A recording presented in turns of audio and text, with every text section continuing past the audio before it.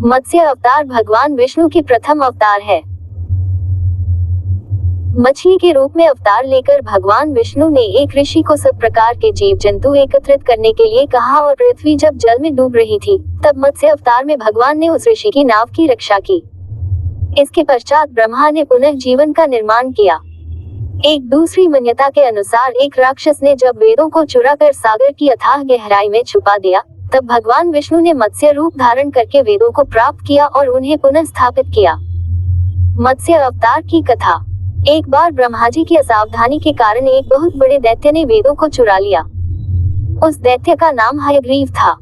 वेदों को चुरा लिए जाने के कारण ज्ञान लुप्त हो गया। चारों ओर अज्ञानता का अंधकार फैल गया और पाप तथा अधर्म का बोलबाला हो गया। तब भगवान विष्णु ने धर्म की रक्षा के लिए मत्स्य रूप धारण करके हयग्रीव का वध किया और वेदों की रक्षा। भगवान ने मत्स्य का रूप किस प्रकार धारण किया, इसकी विस्मयकारिणी कथा इस प्रकार है।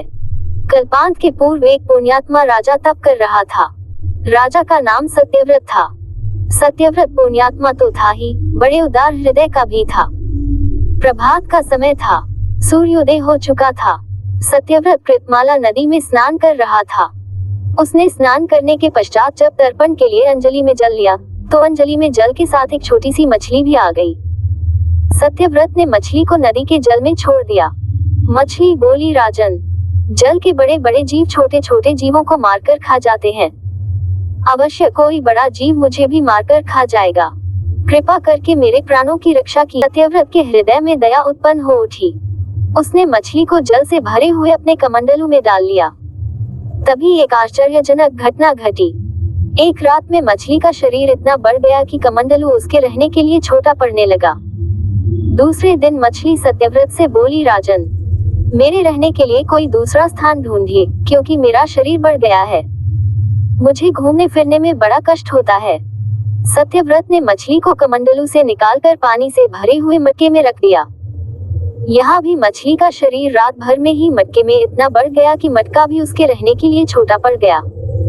दूसरे दिन मछली पुनः सत्यव्रत से बोली, राजन, मेरे रहने के लिए कहीं और प्रबंध कीजिए, क्योंकि मटका भी मेरे रहने के लिए छोटा पड़ रहा है। तब सत्यव्रत ने मछली को निकालकर एक सरोवर में डाल किया, किंतु सरोवर भी मछली के लिए छोटा पड़ गया। इसके बाद सत्यव्रत ने मछली को नदी में और फिर उसके बाद समुद्र में डाल दिया। आश्चर्य! समुद्र में भी मछली का शरीर इतना अधिक बढ़ गया कि मछली के रहने के लिए वह छोटा पड़ गया। अतः मछली पुनः सत्यव्रत से बोली, राजन, ये समुद्र भी मेरे रहने के लिए उपयुक्त नहीं है। मेरे रहने की व्यवस्था कहीं और कीजिए। अब सत्यव्रत विस्मित हो उठा। उसने आज तक ऐसी मछली कभी नहीं देखी थी। वह विस्मय भरे स्वर में बोला, मेरी बुद्धि को विस्मय के सागर में डुबो देने वाले आप कौन? श्रीहरि ने उत्तर दिया, राजन, हयग्रीव नामक दैत्य ने वेदों को चुरा लिया है। जगत में चारों ओर अज्ञान और अधर्म का अंधकार फैला हुआ है। मैंने हयग्रीव को मारने के लिए ही मत्स्य का रूप धारण किया है। आज से 7वें दिन पृथ्वी प्रलय के चक्र में फिर जाएगी।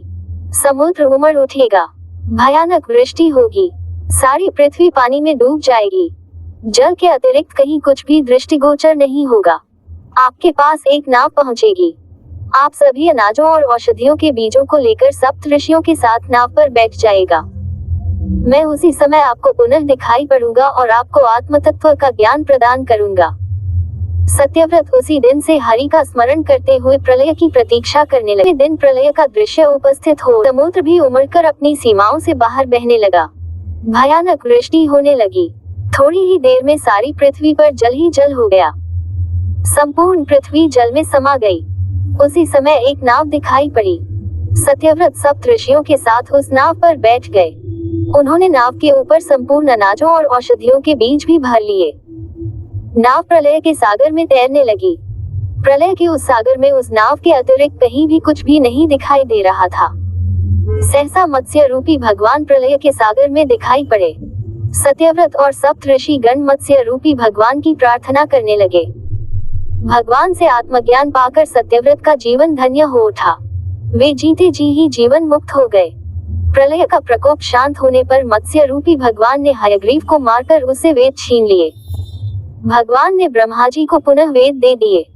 इस प्रकार भगवान ने मत्स्य रूप धारण करके वेदों का उद्धार तो किया ही, साथ ही संसार के प्राणियों का भी अमित कल्याण किया।